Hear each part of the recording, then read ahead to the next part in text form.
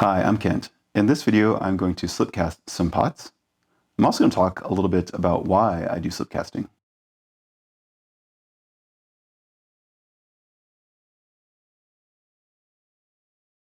Not too long ago, I cleared all of my shelves of the bisqueware, and I don't have any greenware ready, so it's time to start the cycle of pot making again. I'm going to go ahead and slip cast some pots in this video, but while I did that, I figured I'd talk a little bit about why I do slip casting. First, let's get some pots ready to go. So slip casting starts with slip, and here's mine. At this point, I don't have a ton left. It's been sitting for a while, so I just mix it up really well. To do that, I use this old drill I had got from my dad many years ago that is corded and can put out the torque. And I have this mixing attachment that I use only for slip. Casting slip is a little bit different than the slip you get from throwing, for instance. It has some additives to it. In particular, it has a deflocculant so that it can be more runny with less water, which is useful in slip casting. I think the clay composition is also different. My slip here started in powder form. All I do is take the powder, add the right amount of water, and then add some deflocculant, mix it all up, let it fully hydrate, and it's good to go. You can sit like this covered, basically indefinitely. When I get ready to use it again, I mix it up really well, and I'll also run it through a sieve to make sure I catch any chunks, since there is clay that builds up on the edge. And then when I'm ready, I move some of it into this container here that lets me pour it a little bit easier.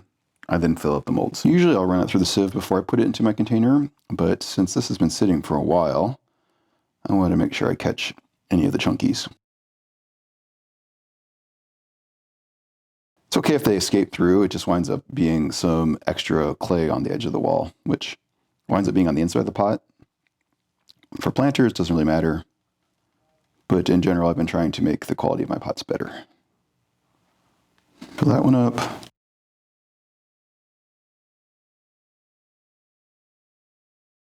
All right, I'm just about to slip. So now I can go ahead and refill this container here and run it through the sieve while I do that. So I can fill these other molds without it. And this is why we run it through the sieve. There are definitely chunks of clay here that I don't really want in my pot. People that do a lot of slip casting have a tank and a pump so they can pump their slip around. So far I've been using this 5-gallon bucket and it's been working okay for me. Let's do a couple more. Now I don't have to run it through the sieve since I just did. And I've got one more. This is actually the bottom of my Lego mold. I'm just going to fill up the bottom. I've never done that before. Let's see what it looks like. All right, there we go. Some pots that are in progress. Take a sponge and wipe down my container and put the lid back on. So why am I making pots this way anyways? Well, I've been doing pottery for a couple years now. I actually started during the pandemic when things were really closed down. I was watching a lot of YouTube videos, somewhat similar to this one, and I decided I want to try pottery. I was looking around, and normally the way you get into pottery is to go and take a couple classes. Of course, there were no classes at the time. I was like, okay, well, can I make pots at home? What's the bare minimum you need to make pots? Well, the answer is just clay. You can go and get some clay and hand build some pots, let them dry out, and then go take them somewhere and have them fired. The problem is, at that time, I couldn't even get them fired. The waiting list for kiln time was months and months and months. And one thing I knew that I would need to do when I was starting pottery in particular was practice. So having such a large delay between making the pot and firing it would not be any good. As an aside, in grad school, I heard a talk by the founder of SimCity. He told a story that he had heard about making pots. The idea was there was this Japanese pottery master, and he wanted to teach pottery to his class. So he divided the class in half. One half of the class, he said, make as many pots as possible. I'm not going to grade you on the quality of any of your pots. I'm just going to grade you on how many you make. The other half of the class, he said, I want you to make the best pot possible. I don't care how many you make, just make me one, and that's what I'm going to grade you on. Which half of the class do you think made the better pot? Well, the story goes that the half of the class that made as many pots as possible made the better pot. They were able to iterate and learn and improve their craft versus the half of the class that just made the one pot, focused on their one pot, and they never actually learned by trying things out. I went and tracked down the origin of the story. It turns out it is just a story. I think the story still holds true. How do you get better at something? Well, it's not by reading and watching, it's actually by doing. So I wanted to make a bunch of pots. Anyways, with that aside, I knew I needed to make pots, and I didn't just want to make a couple of them. So I started my search and found a tiny little kiln that actually my very first video on this channel talks about. It let me make some tiny little pots and fire them. So with these here, they need to sit for about half an hour. In the meantime, I can put my slip away. When starting during the pandemic, I needed to figure out how I could make pots with as little as possible. So hand building was definitely an option, and I did that for a little while. However, I quickly decided it wasn't for me. I didn't really want to invest in a pottery wheel, not knowing if I'd like it. I also knew it would take a lot of practice. So instead, I went down the slip casting route. I went ahead and made my first plaster molds, figured out how to make slip, and started slip casting. Over the years, I definitely iterated on my process. I've tried to make better molds, and I've tried to make better slip, and in general, improve the quality of my pots. Let's go ahead and let these pots set up for a while. Then I'll talk about some of the other reasons I do slip casting. These have been sitting for about half an hour, so they're ready for the next step. You'll notice the level of the slip has dropped, and there's some clay built up around the edge of the mold. The plaster has sucked the water out of the slip. That's how the slip cast pot gets formed. So next step is to take this and dump out the excess slip. So I have my bucket here and remove the lid. And I also have here my homemade slip table. It's kind of half of the slip table. I use this to drain the excess slip out of the molds. I'll show you that in a second.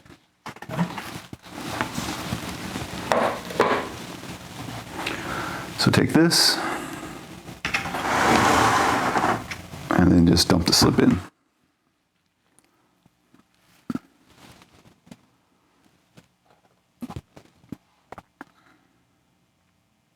Once the slip is mostly drained, I take it and then just put it over here. This is made just out of a bunch of PVC fittings. I have another video on this if you're curious. So while I am doing this, I'll talk about some of the other reasons I slip cast. So I mentioned the anecdote about practice makes perfect, and there are so many parts of the pottery process that you can really choose where you want to focus your energies. I imagine a lot of people really like the wheel and the manual dexterity and control you need to manipulate the clay and get it into its final shape. Other people I know really love painting and will decorate their pots in very intricate ways, basically painting on underglaze or different types of glazes, creating very cool effects. Those are not my strengths.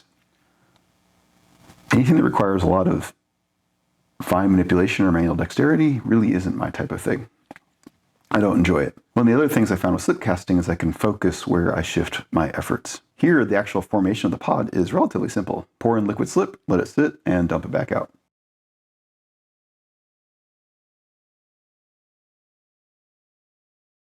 Moving on to the bigger mold. A lot of the magic in slip casting is actually the molds themselves. And again, there's tons of things you can do here. I've made all my molds and have videos around the process and the journey I've taken to go and figure out how to make better molds.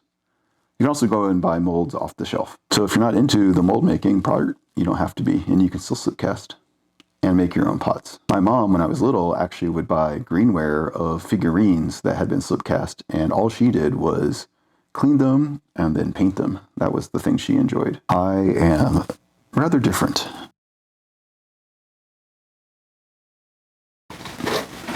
Now we're down the slip bucket, put the lid back on, push it out of the way. And here are all the pots. You might be able to, I don't know if you can see under there, but the slip's draining out. The reason you do this is otherwise the slip will build up. And actually I want to put all these at an angle so that I don't have slip hanging down from the inside of the pot. All right, these will sit for a while longer. I usually give it about another half an hour.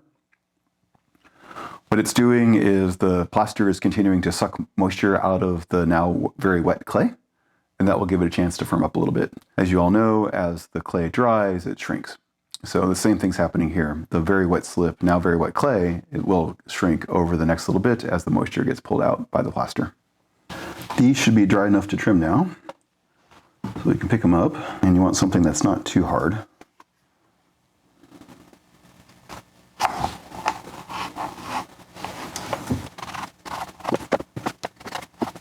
There you go, that's one. The trimmings I just drop here into my slip table. All of those can be reclaimed later. One of the other things you can do while slip casting is you can change the clay body pretty easily.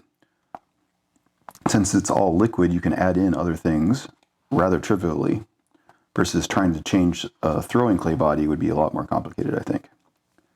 So for instance, you can add mason stains or different oxides into the clay, and you see some remnants of that right here. This is actually iron oxide, to change the clay body. You can either give it different properties or you can just give it different colors. About a year ago, I was playing around with different colored clay bodies, and I think I might go back to that pretty soon. You can do things like marbling. I did a Jackson Pollock design where I just kind of squiggled around different colors inside. You can do layers of slip, so you can do alternating layers of colors. So you can say do plain clay and then black clay and then red clay, and then later you can carve through it, revealing the different colors. And finally, you can just have a plain old colored clay body. If you don't want to glaze it, or just glaze it with clear.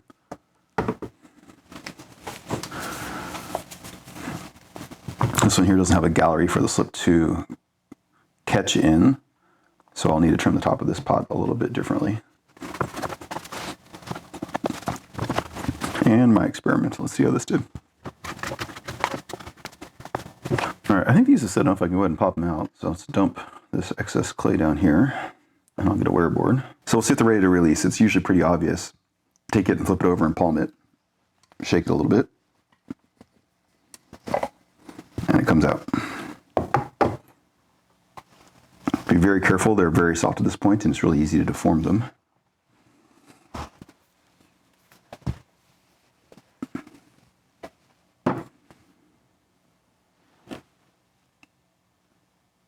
All right, 3 of them are ready. 2 will need to sit for a little bit longer. One of the things you have to figure out as you're slip casting is how long to wait between all these different steps. And really, there's no right or wrong answer. It really depends upon the clay, the slip, your plaster, how the mold was made, relative humidity, a bazillion different factors. So let's try it out. I think I'm done slip casting for now, so I'll take these and put them back on my shelf.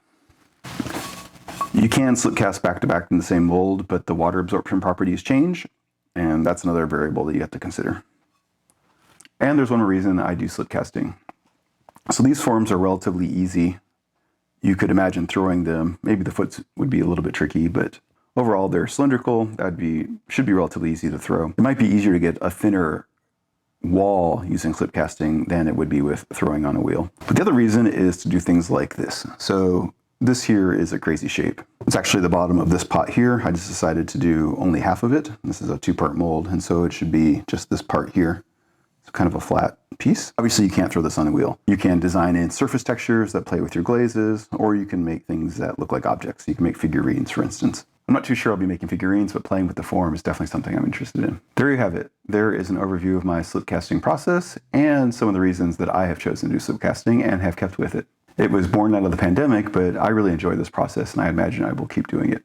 Maybe one day I'll try a wheel. We'll see. Do you slip cast yourself? What are some of the reasons you do slip casting? I'd be curious to hear about them. And as always, if you have any questions or comments, let me know. Thanks.